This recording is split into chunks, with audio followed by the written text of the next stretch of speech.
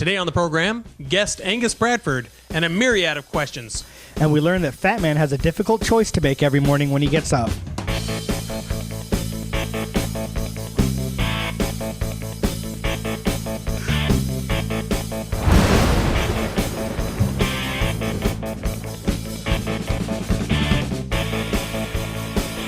All right. Hello and welcome to the program. I am your host, Fat Man. And I'm Little Boy. And we have a special guest with us today. We have Angus Bradford. Angus, hello.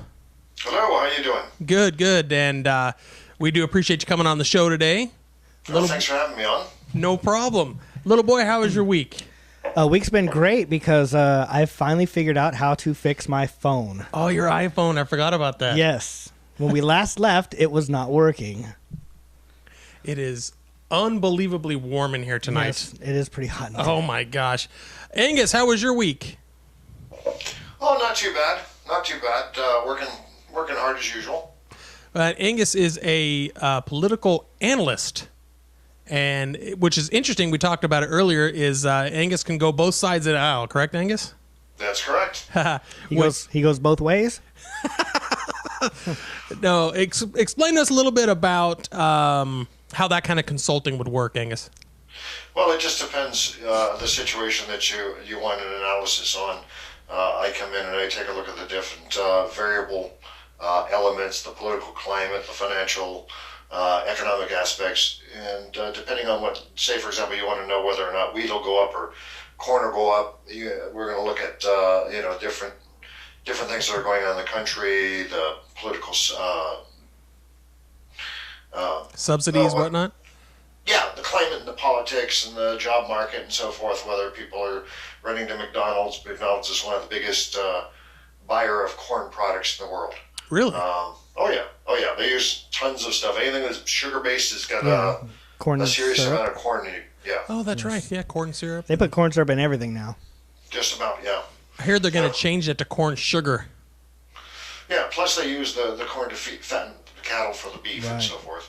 That's true. But, yeah, so people pay me for my opinions when it comes to what they think they want to know what's going to happen, sort of like fortune telling. Well, that's interesting because I have we have a really big show today. I want to try to get a bunch of these topics through. So anytime you want to chime in, feel free to chime in. So, but Little Boy, I want to talk to you about this. We talked about the Obamacare plan. This week, the House okayed a ban on the Obamacare to give free abortions to youngsters. Well, actually, free abortions, across the board. It actually passed 251. That's the Affordable Care Act that you're talking about, right? Well, it's still the healthcare law. Right, but it's not Obamacare. It's Okay, but we call it Obamacare. Anyway, it passed 251 to 172. Apparently, with Obamacare, if you're under the age of 18, you already had some coverage, even though it's not supposed to come into effect until 2013. 2014, 2014? Yeah. But if you were under the age of 18, you had some use of this. And as well, what was happening was they had a lot of teenagers going in and getting abortions. And here's the thing. You know how I feel about the Obamacare plan. You know how I feel about abortions, but I don't like them. So but it's their right, whatever, that's the law. But I don't want any penny of mine going towards that. So I really like the way that Congress came together on this and said, hey, we're not going to pay for them. Simple as that. So, Fat Man, would you like me to try and convince you to change your mind on that? No. Oh, you'd be wasting your time. You would definitely be wasting your time. I will never. He won't change his mind on anything. He still believes in Santa Claus. Now, this is on actually having the healthcare ban or having the ban on the abortions or the abortion itself? No, on the funding of abortions under this plan. Well, give it your shot. Okay. You know what a medfly is, right? I couldn't hear you. I'm sorry. A medfly. Yeah, medfly, yes. Yeah, I'm a Okay. farmer, so I do know medfly. Right. It's a pest. Right. Okay. An uninvited guest that came over the border and is multiplying like crazy and eating our crops and eating our resources. Yeah. Okay, so how do they fight against the medfly? They don't just run around with airplanes and bombing orchards to kill off the medfly and the fruit at the same time. What do? They sterilize the female medfly. Yes, and release those into the wild so that the male medfly will waste their time having sex, unproductive sex with sterile medflies. Right. Okay, so you're talking about this health ban, this health plan, which is available to anybody who basically is here, and which I personally don't agree with having Obamacare, but the one thing that I would be willing to pay for is to take these unproductive people at the lower strata of the economy who are not producing any income, they're not really achieving anything in life except for having children, which create more economic burden on the rest of society. So you want to take away the one thing that limits that? I don't like, well, because my religious beliefs don't allow me to, not that I would anyway, feel that abortion's okay. I think abortion is murder. So, yeah, I understand what you're saying about you think it would help. You know, gosh, I got to tell you what, I didn't even want to step on that because the way you kind of put it out there is not exactly how I feel. Well, you got to understand it's a persuasive argument because, let's face it, you're talking about denying one service to the lowest strata of the population that could actually truly need it and use it to the benefit of society. What do you think about that, little I don't think that I don't have a problem with abortions being paid for under the healthcare anyways. You know, I personally am against abortion, but I'm also pro-choice. I think that it's your choice, and I don't think that you should be able to limit, you know, what you do under health. If you as an individual choose to have an abortion, then that's on you, and that's something that you have to live with. And you have to pay for. Well, I mean, should it come out of, should you pay for it? It's part of healthcare. It's part of it. I don't have a problem with that. Pay for it now or pay for it later. Yeah, well, exactly. The thing about this Obamacare plan is the Affordable Health Care Act. Right. Is that it also allows children up to 27 years old to stay on their parents' plan. And I have a problem with that too, because at 27, you had 2 kids, right? Right. All right. You had a house, you had your home, you have your wife, you had your cars, you had everything. You went on with your life. Same thing with me. I think, don't you have to be living with your parents? No, you do not. What if you're married? I don't know about married, but you do not have to be living with your parents. I know this because my niece is 26, and she is still on my brother-in-law's and sister-in-law's plan. That's my wife's niece. And she lives across the country. I'd have to do a Has her little own bit more home. research into what the exact rules are. You make it sound, I don't think it's quite as easy as you make it sound. It happened. I've seen it. I'm not saying That's it doesn't the thing. happen, but I'm thinking that there's got to be more limitations. I'd have to look a little bit more into that. Angus, what do you think about that? Well, I think it's kind of backwards. Here they're giving away bucket loads of money to keep these kids healthy, but then they don't want to help them limit their parenting. I mean, that's just, they're going to be, what are they going to do? They're going to be healthy up to the age of 27. They're going to procreate, and they're not going to work because they're going to be on some sort of welfare program getting free money. Yeah, and that's how I feel too. I think that at a certain age, maybe it's not 18 because I know it's getting hard out there. The work climate's pretty bad. But maybe at 20, 21, you got to go. You got to spread your wings. I think that as long as you're still living at home and even maybe going to school or something, you should be able to stay on the plan. I think that once you turn 18, getting kicked off of your parents' healthcare plan might not be the greatest thing. Well, I didn't say 18. I was saying maybe 20, 21, and then you'd be out of college at 21, 22. Not everybody. No, but I mean, come on. You got to be on your way. Okay, if it's a 4-year college, fine. But I also had another friend that went to college forever. Right. Lots of people go to college forever. So come on, I don't know. The healthcare bill. I think the more people that have healthcare coverage, the better the country is. And when you start kicking people off, it's not good. Well, let me ask you, gents, this: which would you rather have? Would you rather have a nation of students or a nation whose only existence is to be serviced by an organization that uses their existence as a reason to exist? Social Security, we've got the whole welfare program. They're not there to get people off the program. They're there to merely maintain the status quo, get more customers, and service their needs. Currently, Social Security pays, it costs the government roughly between $8 and $15 per dollar that they administer to, that they give out to people who are on these entitlement programs.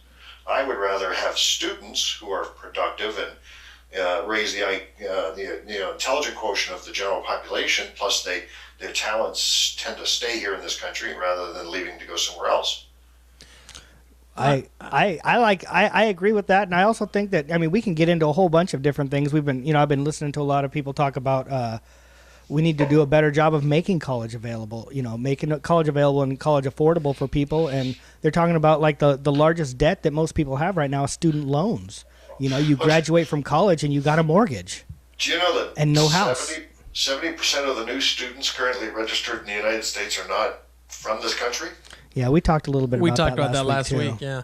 Well, I was at a college dean's dinner recently, and they were saying that 90% of their talent comes from outside the country, and just luckily a lot of it stays here in the country. We're not generating our own talent pool anymore.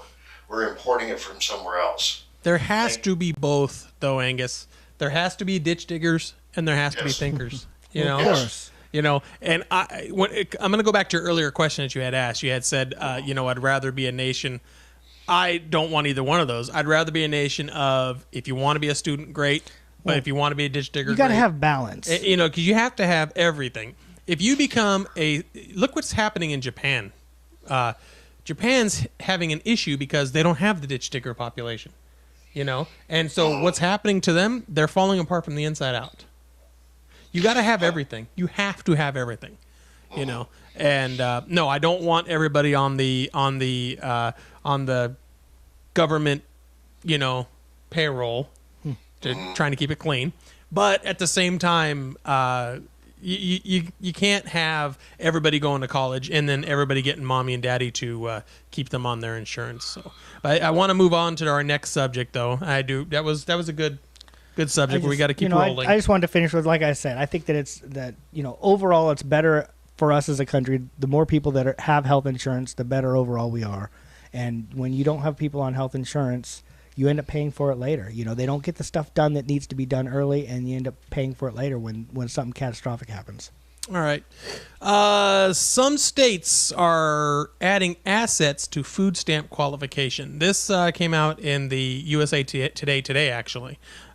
Michigan is the state that's talking about this. If you have $5,000 in liquid assets or a truck or car worth more than $15,000, you're probably out of luck under the new rules to be receiving EBT. Now, I like it, but there is, $15,000 for a car. On the surface, it sounds, great. That's such a great idea. All these people with all this money shouldn't be getting it. But let's step back for a second and let's. You can't just in liquid assets, though. Yeah, they shouldn't. Sometimes, yeah. Well, so when they say if you're driving a car or truck worth $15,000, that's just about anything that's only a couple years old. Let's say you have a job and you have a truck that's $25,000 and you're making your payments on it or whatever, and you lose your job or you temporarily need help. I understand that we talked before about how people get on food stamps and they get on all this and they don't ever get off. But you do have legitimate people that need it as a boost for just a few months to keep them going. And I think that I don't know. I think that maybe if you're going to be on for a long, a short term, you know what I mean? If you're going to go over a certain time on there, maybe they need to start looking at your assets. But if it's something that you're going to be on for 6 months or less, I think that it's a waste of time. I think you just, some people need it, and you're going to have people that scam the system. You're always going to have that, But I think that you're going to take away people who actually really need it, who really need that, just that extra little boost. I agree with you on the vehicle. I don't agree with you on the $5,000 liquid assets. That's just cash? Is that what? Well, that's what it is. An asset that you can use to spend instantly. It's liquid. Well, I think if you got $5,000 in cash, and I did read somebody's argument was, well, we don't want them to have to tap into their savings and bleed their savings dry, but. That's what I've done in the past. When I've had rough times, that's what that's what your savings for. That's what it's for, right? For a rainy day. It's not because you're saving up to buy, a boat. Well, it's funny because in the article here, they're talking about it. If you're driving an Escalade, maybe it's time that you find a car that better fits your financial situation. Right. Right. And I get that, but at the same time, what happens if you're doing fine and all of a sudden you lose your job? You're right in the middle of having this car payment. What do? You just dump the car? You need a vehicle. Angus, do you have a weigh in on that? Oh yeah, I'm shaking my head. It's just another example of the government's trying to keep people, in the bread and soup lines, because anybody who may be on the edge and has a snowball's chance in hell of getting out of the ditch, they're kicking them back into it, because either you sell the car and go on public transportation, which only works in the cities, Right. Or you buck it up and you don't take the extra help from the state, which might be just enough to keep your kids healthy. Right. I don't like it. Like I said, we're just, a lot of these programs are just designed to create a slave class that the government can sit there and take care of cradle to grave. Well, we did talk I think it was last week, that about how most of these programs are there's not really a lot of incentive for people to get off. Now, it's not that people don't ever get off, because some people, they really they buck up and they do what they need to do and they get off, but it's not made for that, or it's not designed for that. And there are people who can just kind of sit there and coast, and well, there's also people that go out there and speed, but we have something for that, and that's called cops. Yeah. Okay, and it's let's not make it harder for the honest folk to get what they need. Yes, that's a good point. Yeah, let's enforce it better. Yes, that's a great point. That's something you actually brought up last week. Yeah. Was it worth it to actually have someone go out? Right. And have a team of people go out and start investigating these. Now, this plan, again, is in Michigan, but it's also kind of spilling over into Arizona, Texas, and New York, Oklahoma, and Oregon. So a lot of them are going to start looking into a program like this. California has sort of a program like this, and it depends on where you live. But I right away, I say $5,000 in liquid. You got to use your money first. And we had talked about this last week about the guy I had arrested and had thousands of dollars. Yeah, but that's not money they're going to know about. I understand, but what I'm saying is I think that's kind of that goes along with that. Goes along. I get with it. that. Also, speaking of cash, I don't know if you've noticed, or Angus, if you've noticed, since the economy has kind of crashed, we have people that are doing a lot more barter. Barter to barter like they did in the 70s. And also, we're having a cash population boom, which never happened before. People are paying cash for this or paying cash for that. And I believe that it's the economy and looking for the better deal. If someone goes, hey, I got cash. Also, that the used goods sales have gone up. This week, I actually listed a couple of firearms and sold some firearms, because I'm a collector. And I'm trying to get this other type of collection going, and got rid of something I had no use for. But what I noticed was they sold right away. I mean, it wasn't even a question. I put them in Cal Guns, and boom, they were gone within a couple of days. And when I sold a collection of 4 different guns. I talked to 4 different buyers, and every one of those 4 different buyers said, I just can't go buy new today. I just can't. I can't pay for the tax. I can't pay for all these other items. So I'm paying used the same price as a new gun is, but I'm not paying the taxes on it. Right. So just talking to him about that. I think not even paying the same amount. I think that most people are just being more frugal with their money. Why spend? It's not even buying something that's the same to save the money on the taxes, because most of the time, you can go buy a car that's brand new for $20,000, or you can buy one that's 2 years old for $12,000. But you pay tax on that. Yeah. And right now, the swap meets are doing bunker business as well. Yeah. And I'm just wondering if we're kind of going away from. I know credit cards are still big, and everybody still uses credit cards, but I wonder if people are starting to get smart on it and just going to a cash society. I don't know. I don't use credit cards. I don't either. I don't even have a credit card. I don't either. I don't. What do you think, Angus? Maybe these are people from Michigan who are trying to avoid being caught with $500,000 in assets. What you're describing is called a black economy. Okay. And it's basically a secret economy. You've heard the term the black market. Yes, I have. Mm-hmm. And these kind of things show up when there's either economic or political oppression in place. For example, when you don't want to have the tax man take a whack out of something, or somebody's keeping an eye on who's buying what and where, you'll see a black economy that'll pop up and really grow. Fat Man, you said you were trading in firearms. That's something I'm sure the government would like to hear about. Because that's that's something that they really start cracking down on. Yeah, when, don't you have to things fill get out? bad. Don't you have to fill out? Well, some yeah, sort of- you still have to go to a gun store or an FFL dealer and do the transfer, Right. but they don't tax them. But wherever there's this kind of transaction going on, and there's always the presumption that some people are doing it, most people are doing it legally, and some are doing it illegally. Right. That's when you get a lot more attention. And I don't know if you remember the news recently with the Fast and Furious operation, Yeah. Mm-hmm. where they were allowing people to buy legally purchased firearms for the purposes of transporting to Mexico to give to the cartels. Right. Well, but that's a big problem here because the cartels can't get the guns in Mexico, but you can buy Right. them legally here in Texas. So Yeah, they exactly. bring them right across the border. Now it's still illegal. The whole thing is that's not a legal item, and the Obama administration knew about the Fast and Furious, and they did not let Right. that just go away. You know, Right. it's just that was something that was happening. Well, what they did is they deliberately allowed them to get to the cartels, and the guns were actually used to kill a number of people, including a border patrol agent. I believe. Well, you mean the sting part? Yes. They were trying to do a sting. But, I Right. mean, they know that this is happening. Everybody knows this is happening. You're not supposed to do it. You buy a Right. firearm, you buy it for yourself. Right. You're not committing a crime until you go to that border. You know, Right. then all of a sudden, boom, that's federal law, you know. And My it's... point, Oh, go ahead. my point being, though, is you'll see the resurgence, and it just like if you look at tough times in all of our economic times, these kind of black markets and the backdoor deals start getting larger and larger as the more oppressive governments and regimes and laws come into place. You know, it one tends to be the sign of the other. The greatest black market of ever was during communist Russia. Oh, yeah. You know, everything was sold out the back, and you know, for whatever they could get. That was the $200 pair of jeans deal.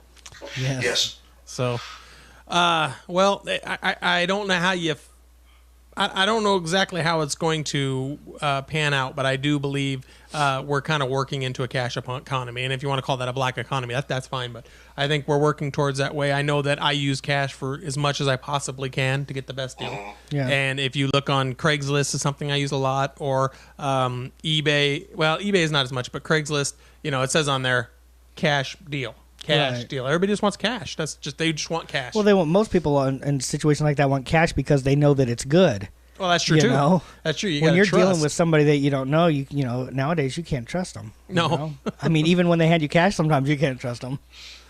Next article that I wanted to talk about was, and actually you brought this to my attention today, that unemployment claims drop. Economic indicators point to higher. Well, I don't know. Last time they did the unemployment numbers, they had stayed the same, and now they're dropping. So who knows? Maybe we're moving in the right direction. Maybe, except that this time of year, I think you have to think of something that's coming up, and Right. it's Santa Claus and his reindeer. That could have something to do with it, but it could not. You never know. Well, I do believe that seasonal workers. I think you do something with labor, but the seasonal workers, they're an issue, right? Well, actually, I think what a lot of people are, and this is the elephant in the room that nobody talks about, when they say unemployment claims, they're talking about the claims are dropping. Is it because less people are filing them, or is it because Someone's more running, people yeah. who have filed them have reached their Right. final part of their claim, and they can't claim anymore, so they're done. That could very well be part of it as well. I think that's, you know, and I was thinking about that too, because don't you get like 2 years. is it 2 years, Angus? Is it Yeah, the moment. just 24 months, or is it like 28 months or something? Well, if you get all the current extensions, it's 2 years. 2 years. So are people running out? This happened last year, though. I remember last year there was a dip in unemployment, and people were saying unemployment benefits, because that's what this is saying about. And people were saying, well, no, it's because people are hitting that dip. Right. Yeah. So that could be happening again. Plus, it came out in October, and I think a lot of retailers start gearing up in the end of October, because doesn't the holiday season pretty much start halfway through November? I don't know. Sometimes some place it starts in July. Well, yeah. They throw it in July. I see a Santa Claus. What the heck, you know? Especially Costco. Yeah. They're big on that. So I don't know. We'll just have to keep our eyes on it. Let's hope that it's a trend moving in the right. I know you don't want it to, because you want Obama to look bad, but no. But I let's always hope that want it's a better for trend. the people. You do not. For Let's the just people, hope that- yeah. Maybe not for him, Not but for at the people. Let's just hope that it's a trend moving in the right direction. We'll have to see. Angus, I know you're in D.C. a lot, and this is Yes. a story that just hit the Fox News today, and I wanted to make sure I popped it out because I know that little boy hates Fox News. So the D.C. mayor, he said two illegals today. He said, two illegal immigrants, don't ask, don't tell, don't worry. He is letting powerful illegal alien lobbies know that the D.C. police are not enforcing federal law. If you're illegal, you're fine. Now, now, correct me if I'm wrong, because it's been a few years since I've been to D.C., but anytime you go into any government building, it's kind of like going through an airport. Isn't that true? So now, and they're looking for terrorists. They're looking for people who don't belong here. But the D.C. police, which take care of a lot of security in D.C., correct? Mm-hmm. That's correct. Now the mayor's telling them, look, if they're illegals, don't worry about it. Just let them go. Well, I think what they're really saying, and don't get me wrong, I'm gonna argue both sides of this. They're saying that the police are not there to enforce the federal law, which truly does come under the purview of the federal police and the immigration. That's one side of the argument. The other side of the argument is, like, for example, up in Murrieta, Temecula, the Border Patrol is not allowed to pursue anybody through their town because of the horrific deaths that have taken place due to high-speed pursuits. And I can understand the need for that. And what the mayor of D.C. probably is saying is that, we want you to come here because we want you to spend your money, Right. and we want you to take part in the services, which, let's face it, that's how they justify the budgets that they get and they use in public service. Is you got more bodies. A town with nobody is a town with no money. Right. Well, but DC's never a town with nobody. I mean, because there's another. We're going to get into DC a little bit more tonight if we have some time. Some of the richest people in the world are in the DC area. Yes, and they need maids. Yep. They also need cleaning people, and there's service or industries that everybody uses. Oh. Yeah. Oh, well, you know what? I'm going to pop this in there then, because this actually, I'm going out of order because I wanted to talk about Herman Cain, but okay. Today, the Wall Street Journal, actually another Fox News, you'll like this one, says that Washington, D.C. tops the lists of the richest areas in the nation. Before, it was always San Jose here in California, in the Silicon Valley. It was close to Silicon Valley, so you got all the computer techs and people like that up there. The average household income was about $84,523 $23 a year, which is above the minimum or the medium range for an average income family, which is about $50,000. Now in Silicon Valley, it's $83,944. So in the Washington D.C. area, it's $84,523. Now I remember in D.C., 2 blocks past the White House, you're scared to death to be out on the street. Yes. I mean, is that true or what, Angus? Well, that's absolutely true. And you look at the number of cops that are floating around, and you'd think they'd be able to get a little bit more bang for the buck. It's a nasty town. Yeah, it's a terrible town. Isn't the average so high though because of all the federal workers there? I mean, well, and I think that's what it is, because what it's basically, what it goes more into the story is that everybody there is pretty much working on a federal income, and with a federal income, you're not getting fired. Well, not only that, but if you have that kind of a job, you're not going to feel safe leaving your kids and your wife or your husband behind anything but behind electronic gates with armed guards, and that costs money. Right. So it's the things that make it horrific to live there: the bad weather, the horrible traffic, the muggy temperatures in the summer and the cold in the winter, and of course the rampant crime and homeless. That's why it costs so much money. Plus, so many people want to live there because it's the hub of our government. Well, according to Bloomberg News, which I guess I'm the only person on the world who's reading that, Washington was propelled into the spotlight by federal workers whose total compensation package, including benefits, averaged $126,369 a year, and that's up from 122,697 in 2009. So the federal workers or federal government employees, now they're workers, federal workers, they're actually receiving raises, and because their benefit packages are unbelievable. You know, when it used to be you had a job with the government because you wanted longevity. Yeah, you might not have received the higher pay, but you knew you had a job next week. Now you get both. Now you get both. I think that's kind of ridiculous. I mean, $126,000, and that is a average federal worker. I mean, come on. I don't know who they're talking about, but I do a lot of contract negotiations for some of the contract work involving in the government, and they're always saying how the government workers aren't getting any raises, and it's kind of hard to look them in the eye when I negotiate a 3 or 4% raise for somebody. So I find that hard to believe. Maybe they're talking about the congressman. Well, they're talking about a total package, so maybe it's not just their income. I think what they're saying is their benefits, and other, fringe benefits, that come with it. The car, the medical, the free hookers on Friday night. Yeah. Which I'm sure that your firm never had help in getting any congressmen. Well, I understand that. I tell you, since they got rid of all the pages, they've had to go outside for sex. That's really put a damper on their spirits. All right, let's slip this in there. Let's talk about Herman Cain. Herman Cain is now apparently the presidential GOP front runner. In case you don't know about Herman Cain, he is the founder of Godfather's Pizza. He has come out of nowhere, actually. I mean, he was low on the polls. He doesn't have the ability to raise money like Romney does. But apparently there's a group that is starting in New York, and they're working very, very diligently on raising funds for Mr. Cain. Well, Mr. Cain, in a... I don't know why he said this, but in a debate 2 days ago, I guess now, said that, well, there's two different things. One, he clarified on his abortion stance that, the same way he's 100% pro-life. End of story. Done. He doesn't want to talk about it. But the second one that he said was that homosexuality is a choice, not a disease. Now... Wait, who says it's a disease?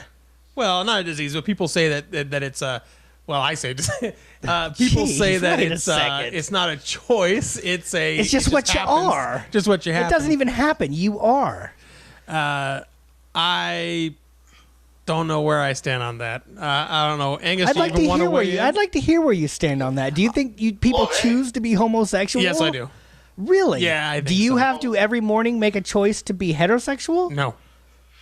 Well, little boy, do you notice that when he started the subject, he said, "Now we're going to slip this in." Yes, I did notice that. Oh, jeez. Okay. I mean, come on. Now, he's also quoted as saying that, he wakes up every day black and it doesn't wash off. Yeah, he said that as well. Oh, Herman Cain said. Yes, he did. I think this guy's just looking for a subject that he can keep. It's well, I call the McDonald's syndrome, whereas everybody has to have somebody that's above them in life and below them in life. And so it doesn't matter if you're a ditch digger, you can always go through the drive-thru at McDonald's with a girl crap and feel good about yourself. So I think that's just what this fellow's doing. He's trying to make himself look better. But you really think that homosexuality is a choice? People just say, you know what, I think I'm going to be homosexual today? I just can't understand that. Because that's not you. Well, there you go. You're not gay. I can have. Don't think. I can have my ideas, and that is my idea. That's what I believe. Batman, yes, sir. do you find a female cow attractive? No, I don't. Does that make you a homosexual bull? Does that make me a what? A homosexual bull. Oh, Makes him full of bull. It's a matter of perspective. I don't get the whole choice thing. That doesn't make any sense. I don't choose to be heterosexual. I just am. Yeah. You, obviously, I guess you do. I guess you wake up in the morning and say, you know what? I'm going for girls today.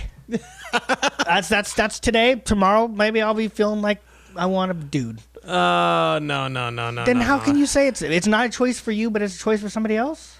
If you say it's a matter of choices, it's something you can change. Yeah, well, they changed one way. They could change back. Sure. How did they change? Well, tell me, has it ever happened? That doesn't To mean you? it is for I don't know. everybody. Of course it has. People have changed. Yeah, they've changed both Wait a ways. minute. It's happened to you, Fat Man? No, but what I'm Not saying yet. is not. Okay. But what I'm saying is, He hasn't woke up and had that feeling yet. all right, calm down. He hasn't made everybody. that choice yet. Calm down. This is a family show. All right. Family show. Okay. But You're the one anyway, that wanted to slip it in. no, I'm not, Anyway, and I don't feel that it's. I feel that I don't feel. it could be a choice. I think it probably is. I don't think you wake up one morning and say I'm going to be gay, but I just. You think it's a conscious choice, though? that Well, people- okay. Here's a question for you then. If you have, do you think someone who's brought up in a homosexual lifestyle, like say they have two dads or two moms, that they might sway one way or the other? No. So you think it's just in them that You that's are what what they're you gonna be, are. and that's it. Yeah. All right. Well, hey. I mean, this has been documented in history since the ancient Romans and before. I mean, it's not like they had the gay family back then, did they? I don't think so. I wouldn't think okay. so. You know. Anyways, I mean, I do think that some people choose to hide their sexual orientation. Well, that's probably because they're They're embarrassed by right, it. or for many reasons, But what their actual preference is, I don't think is a choice. You just are what you are. Well, you know what? We're getting late on the show. I do want to talk about this more though, because I think this should be kind of hashed out a little bit. Sure. But Kind of hoping to hash it out tonight, but well, I know, but we're That's at okay. 37. right. What I'd like to do is instead of doing a food review, I found this really neat little article, and this is from San Francisco CBS 99.7. Okay, and apparently a law is trying to be circulated. It's being put out by the Hospitality Network, but it's being circulated there in San Francisco, and they're trying to make it where 25% tip is the law, meaning there will be a 25% gratuity tax in the city of San Francisco, and whether you want to pay it or not, you're paying it. I know you and I talked about this, little boy. a little bit. I would absolutely freak if this happened because I tip good. I never stiff. Hardly ever stiff. I actually make it a point not to stiff. Even if Right, me too. if the waitress is absolutely horrible, I want her to know she was horrible by giving her 10%. You know what I mean? Okay. Or 6%.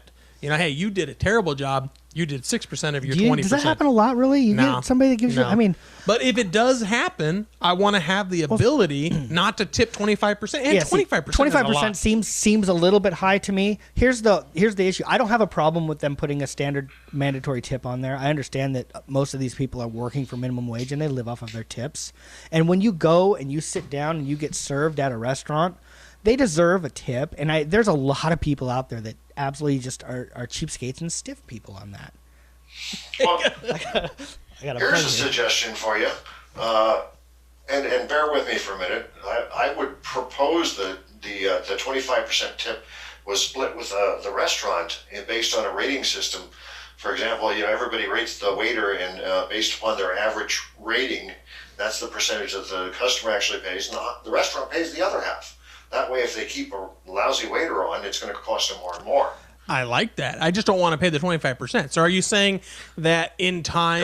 You'll only pay 25% for a very good waiter. Because everybody rates the waiter. Oh, and you can say, yeah. hey, this waiter is a 25% waiter, so I want to wait in his section. I want to be in his section. I mean, that would be tough. Yeah. But San Francisco, and Angus, you and I have been to San Francisco. Oh, yeah. San Francisco's, it's expensive. We've been to San you've Francisco, too. Yeah, I'm sorry, little boy. I'm sorry. But San Francisco's You take your expensive. I'm just happy when we woke up that morning you didn't make that choice. That's funny. No, but that's true. Last time we were in San Francisco, it's quite expensive there. Yeah. So you had 25%. Lots of food there, though. Well, Lots yeah, of but like food. you and I would go out, or Angus, you and I went out that one night to that restaurant. It was like $135. So then, Easily. yeah, and then you're going to throw, and we tip 20%. So you're going to throw another 25 on top. What- I think that's too much. One of the things that I like, I don't mind the idea. I wouldn't mind if they made it maybe 20%, but I think that what they should do is make it maybe a standard. And number one, if they're going to do that, then they need to have a very strict no additional tip policy, because I think you're going to get into the point where people start to feel obligated to tip over that, and they're going to feel that you don't want people leaving there feeling obligated, So if you're going to make it a 20% or 25, whatever you're going to make it, the restaurant, I think, has to have a very, very strict, I am not allowed to take any more. We've already put the tip on there. You do not have to give any more. That's number one. And number two, if you really, truly feel that you got bad service, when the bill comes, you can adjust it. Yeah. You have the option of changing that. Say, okay, so the tip should have been, $35, but you know what? This person absolutely stunk. I'm going to give them $15. And you put on there, you cross off the 35 and you change it to 15. If everything was fine, you just pay the tip that's on there. I wouldn't have a problem with that, because I do think there's a lot of cheapskates out there, and if you're going to go, and you're going to sit down and people are going to bring you food, then they deserve to be tipped for it. But there is a thing. A gratuity is a gratuity. Right. You're that's what it is. I mean, that's right. the whole name of the word. You know, we're going to have to change it from gratuity to, waiter tax or something, because it's no longer gratuity. Now you're being told it is a tax, though. Yeah, but I don't know if that's the proper term. Well, I think it's going to get a bad connotation. I think people. I think it has one anyway. If you make it mandatory, then it's not a gratuity. It's a requirement. Right, it's a requirement or a tax, right? I mean, can it be a tip though? It can still be called a tip. A 25% tip tax. No, throw the tax out of there. Well, anytime you're told what to pay and it's a percentage of what it is. You have such a problem with being every time somebody. I don't want to be told to do anything. Too damn bad. You know what? I'm almost libertarian in that way. Too damn bad. There are some things that you're just going to be told that you have to do, and that's just it. Little boy, I have to read this email. Last week we talked about welfare. Now I'm going to leave the name of this person out, but I have to read this email. We will call this person AJ. We'll call them AJ. To Fat Man and Little Boy, I am an African American woman with 5 kids, and I wanted to tell you both that you don't know what the heck you're talking about. The welfare system works perfectly. My kids are taken care of, and we live in a nice home. I do not make $47K, but it's $47,000 a year. I'm lucky to get $3,500 a month. Plus, I have to pay for my home most of the time. We only get $900 a month in housing. So if you add it all up, it isn't $47K. I take offense to the fat man saying we make so much. And by the way, my parents weren't on welfare either. They both work 2 jobs each. So your idea that some kind of generational thing is crap. I just wanted you to know. I just wanted to let you both know I will no longer listen to your show, and you're both mean and racist. Now, what was the first thing I said when we were talking about this? They're going to throw out the racist card. That people throw out the racist. Really easy. Boom, it's out. It's out. But here's what I want to say. Well, first of all, I don't understand when she says, I have to pay for my home most of the time. I'm not sure what that means. Yeah, what's the other We only times? get $900 a month in housing. So is that in addition to the $3,500 that she's getting? Is she get $3,500 plus $900? I don't really know how that works. I don't know. But if I just rough calculating real quick, $3,500 times 12 and $900 times 12. Well, that's over. Is $52,000. Correct? Yeah, but let's see, 35. Okay, so 35 plus 900. I'm trying to do math real quick here. That's 35,000 plus another 36, 37. So that's 36,800. That's just for the 3,500. So now I would say with that, yeah, okay, you're not making the $47K. Right. But the housing, if we only get $900 a month in housing, if that's part of it, what is most of the time? What's that mean? I have no idea. I have no idea. I think she's referring to, occasionally, the recipients get a little too much. Maybe they get an overpayment. Maybe they have too many resources, and then they get stopped or cut back. My first wife was on welfare, and just to speak to her little argument that said that it doesn't perpetrate itself. That's a load of horse crap. Okay. My first wife, her son was born in the system. Once we got divorced, she was on welfare. She was getting AFDC. She's getting food stamps. She's getting Section 8 housing. She used to tell me, I go by and I drop off formula and diapers for the little kid. Come to find out later on, he wasn't my kid. Ooh. And she would brag that she was able to get on welfare herself for disability because she found a doctor that, and somebody told her what to tell the doctor to get full-time disability for the rest of her life. Right now she's working on getting a college degree free of charge on you and me. Her kid went straight to welfare himself, got the same kind of disability, through the same doctors, and he gets a check every month of his life for the rest of his life, and so it absolutely does perpetrate itself on other people. Yeah. Well, I did the calculations real quick if anybody wants to know. Sure. The $3,500 a month. Wait a minute, $3,500 a month, right? If she said a week, Yeah. I was going to have a stroke. It's a month. $3,500 a month is $42,000 a year. The $900 a month in housing is $10,800 a year.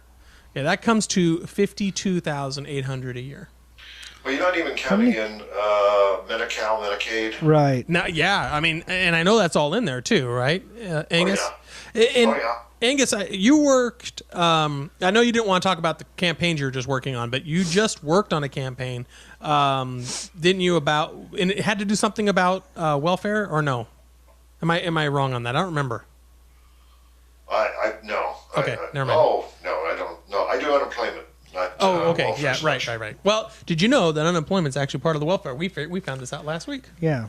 So, okay, sorry about that. I don't know why that came up in my mind. That popped in my Well, mind. I'm sorry that AJ thinks that we're racist. We certainly weren't trying to sound racist, and we know that it's gonna, people are gonna throw that out there. And unfortunately, when you're commenting on and you're commenting maybe negatively on a situation somebody's in, they think that you're attacking them. Well, I did say black because it said black on the website. Yeah, we weren't talking about.